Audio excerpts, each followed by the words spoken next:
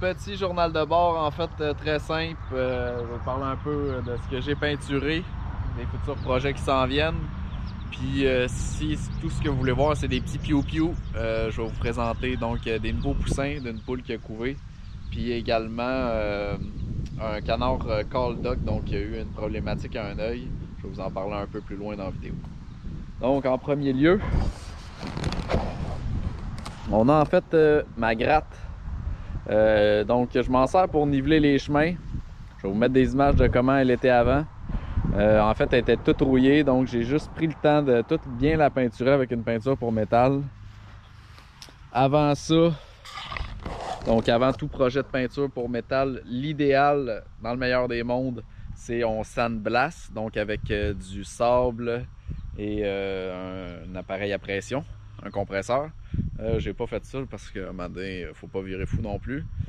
Sinon, ben, moi ce que j'ai fait, j'ai tout simplement passé un bon coup de brosse d'acier, enlever la rouille un peu, comme des petites croûtes, les petites croûtes de peinture qui étaient existantes auparavant. Puis ensuite, j'ai appliqué ma peinture. Donc ici, on a, là j'ai démonté les pneus pour peinturer les rimes. En fait, on a un futur poulailler mobile. Moi, j'ai toujours des projets qui ont des roues. Ça, vous allez vous en rendre compte. J'en ai toujours un qui est en cours. Donc, ma cabane de bûcheron est terminée de peinturer. Ben, il me manque juste une couche, en fait, en haut là. Ça paraît pas trop. Mais il manque juste une couche à mettre. Mais sinon, ça lui donne quand même un pas pire fini.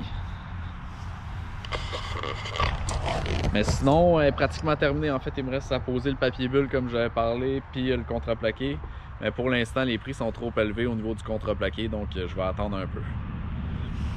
Donc le poulailler mobile, le petit poulailler mobile, ça va être mon prochain projet. Je sais pas quand je vais le faire, là, comme d'habitude. J'y vais un peu selon mes passions, mes envies et selon divers facteurs. Donc ça, je me suis imposé quand même des contraintes à ce niveau-là. J'ai envie de vous les partager. En fait, je veux qu'il soit polyvalent. Puis pour ce faire, ce que j'aimerais, c'est que j'aimerais en fait le glisser à l'intérieur de mon garage. Donc j'ai une certaine hauteur que je veux pas dépasser, qui est pas très haute. Pourquoi je veux le glisser à l'intérieur de mon garage? Parce qu'en fait, j'aimerais ça qu'il puisse servir un peu de couveuse. Donc je puisse démarrer mes poussins là-dedans.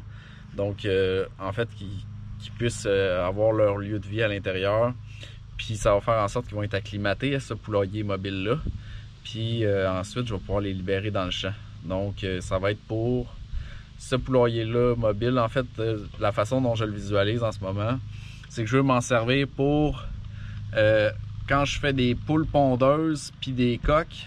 Donc quand je starte ma couveuse électrique, puis je veux laisser en fait mes coques à l'intérieur.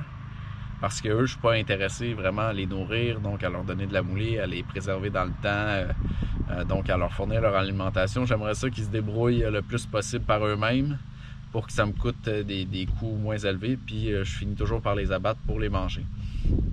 Donc je veux pas mettre trop d'énergie sur eux. En même temps, c'est ça, j'aimerais ça qu'ils soient le plus autonome possible. Donc c'est un peu comme ça que je le visualise. Ça pourrait être aussi pour garder mes plus vieilles poules, donc mes poules retraitées un peu si on veut. Je sais pas trop comment ça va s'articuler tout ça, mais j'ai des contraintes puis je veux les respecter. Donc au niveau de la hauteur, aussi je veux que le fond soit grillagé, mais que j'aie une possibilité d'avoir un plancher. Donc un contreplaqué avec quelque chose par-dessus pour combattre l'humidité et tout, puis pour qu'il y ait une stabulation de litière accumulée qui puisse se faire, notamment lorsque ça va être des poussins. Bref, sinon, j'en ai profité pour peinturer ce frame de wagon-là. Frame de wagon que je me suis procuré pour 100-150$ environ. Il me reste en fait les rimes à peinturer. Je les ai pas peinturés simplement parce que j'attends. En fait, je vais probablement changer des pneus parce qu'il y a des pneus qui sont très usés. Regardez, Donc ce que je vais faire, c'est que je vais enlever les pneus, puis à ce moment-là, je peinturerai. Au niveau de ce futur projet de poulailler là, parce qu'en fait, j'ai plusieurs frames de wagon, puis un de mes objectifs, en tout cas ce que j'aimerais faire, c'est avoir la possibilité d'avoir 100 poules, parce qu'au Québec, on a le droit d'avoir 100 poules. Après ça, il faut payer un quota, ce qui est totalement absurde, de 28 000 $ pour les prochains 100 poules. Ça, c'est juste pour avoir le droit. Bon. Bref. J'aimerais ça en avoir deux. Deux qui vont se piner l'une dans l'autre, parce que en arrière, je peux vous le montrer, en arrière, on peut attacher une autre wagon. Ce qui ferait en sorte, en fait, que je pourrais suivre, avoir un bitrain dans le champ. Je pourrais avoir mes deux wagons, puis ils se suivraient, en fait. Donc, en mettons 50 poules dans chaque. Puis je pourrais les promener dans mon champ, le long des lisières. Là-dessus, il y a quelque chose que je voudrais vous parler, c'est, on voit souvent ça sur Internet, les poulaillers mobiles. Sûrement que vous avez déjà vu ça. En fait, ils vont les promener dans le champ. Puis les images que vous allez voir, c'est ils sont tout en dessous, à l'ombre. Simplement parce que des poules, c'est pas des herbivores. Ok, on s'entend là-dessus, c'est des omnivores. Puis les poules, ça vient d'une certaine forme de perdrix, si on veut, en Asie. C'est des animaux de sous-bois, c'est pas des animaux de champ. Donc, mes contraintes que je me suis imposées à ce niveau-là, je vais les promener un peu dans le champ, mais ce que je veux surtout, c'est les promener le long de mes lisières de bois. Puis j'ai un chemin de boisé, donc j'aimerais les promener également dans le bois si possible.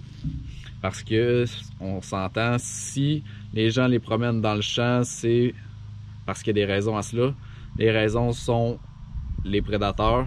C'est beaucoup plus facile de gérer des prédateurs que si on se met à libérer nos poules dans le bois. Évidemment, il risque d'avoir des pertes si on n'impose pas quelque chose, si on met pas une structure qui combat ça. Donc, première contrainte que je me suis imposée. Deuxième, on voit souvent ça également, donc des poulaillers dans des wagons comme ça. Vous pouvez taper chicken coop, vous allez en voir en anglais plein de formats. Souvent le problème que je remarque, c'est que les gens vont avoir le réflexe de bâtir à leur hauteur. Un peu le même principe que ma cabane de bûcheron, c'est-à-dire que les gens, ils bâtissent trop haut, c'est trop gros pour rien. Une poule, ça mesure quoi? 1,5 pied, 2 pieds. Puis on se ramasse avec des structures qui ont un toit comme ça, là, puis que ça mesure 8 pieds de haut pour que la personne puisse marcher à l'intérieur. À mon avis, c'est complètement inutile. Ça prend trop de matériaux, ça prend trop d'espace, puis ça apporte à peu près rien. Moi, la façon dont je le vois, en fait, c'est que d'abord, le fond va être grillagé, mais il va être... il sera pas très haut, en fait. Le but, c'est pas qu'il soit haut. Le but, c'est que les poules soient à l'aise pour se percher, puis que j'aille de côté, en fait, comme un panneau glissière. Là, c'est ce que j'imagine en ce moment, ça a le temps de changer. Mais quelque chose qui se glisse pour que je puisse effectuer le nettoyage de côté, en fait, et non en rentrant à l'intérieur. Donc, c'est comme ça que je le visualise, puis je pense que ça va donner un résultat... un bon résultat. Là. Je pense que c'est mieux qu'une grosse structure qui est juste beaucoup trop haute, qui a des risques de verser, puis qui prend trop de matériaux, qui prend trop de temps pour la plus-value qu'il y a, à mon avis, en vaut pas la peine. Donc surtout en étant plus bas, mais là je vais pouvoir l'amener davantage dans ma forêt. Donc ça va passer mieux dans mes chemins forestiers. Donc à ce moment-là, on verra rendu là, évidemment. Sinon, on va voir les poules. La petite poule, une poule qui a couvé en fait. Belle petite poule Amérocana. On peut voir juste ici la petite maman. Et les petits poussins.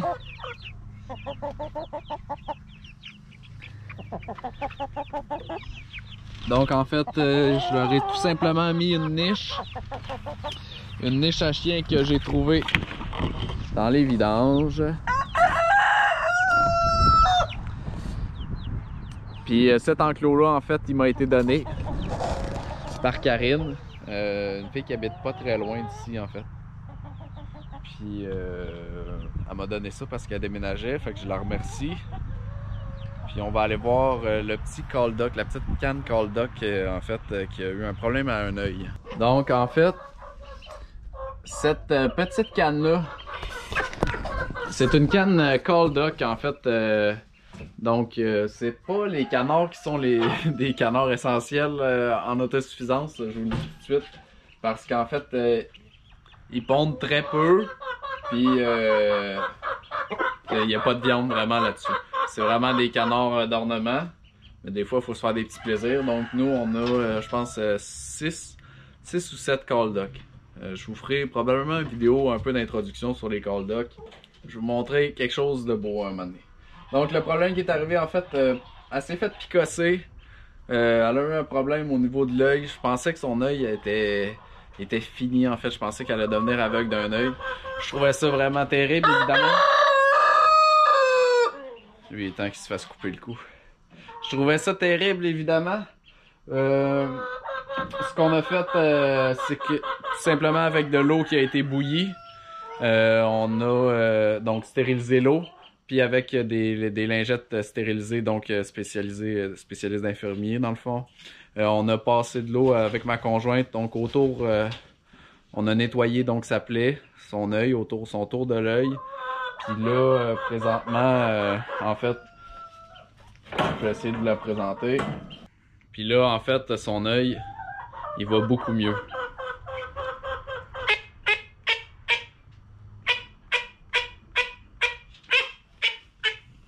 C'est en même temps pour vous dire aussi à quel point c'est vraiment, je dirais nécessaire en fait d'avoir des isoloirs pour tout ce qui est animaux, vos volailles, pour vraiment faire une saine gestion, parce que si je l'avais laissé avec les autres, évidemment, ça aurait tout simplement empiré, tandis que là, j'arrive à faire un contrôle. Lui, pourquoi il est en isolement? C'est parce qu'il est rendu agressif. Donc, il a fait l'erreur d'attaquer ma conjointe. Regardez. Tu veux te battre, hein? Tu veux te battre, tu veux te battre. Il a fait l'erreur, en fait, d'attaquer ma conjointe à plusieurs reprises. Il a essayé de m'attaquer. Moi, ça me fait pas trop, ça m'intimide pas trop, un poulet. On va dire, un ballon de soccer, ça scanne très bien. Hein. Mais c'est ça, il a fait l'erreur d'attaquer ma conjointe. Ma conjointe veut plus rien savoir. Veut plus rien savoir de ce coq-là. Donc, bientôt. Quand on va faire un abattage en fait de tous nos autres coqs, parce qu'on a d'autres coqs, il va passer à la casserole aussi. Sinon, isoloir, ici, on a une autre call duck. Là, elle est en position agressive. Donc, on a une autre call duck avec son petit caneton en fait. Évidemment, c'est pas les isoloirs qui sont les plus adaptés pour des canards, mais ça fonctionne très bien.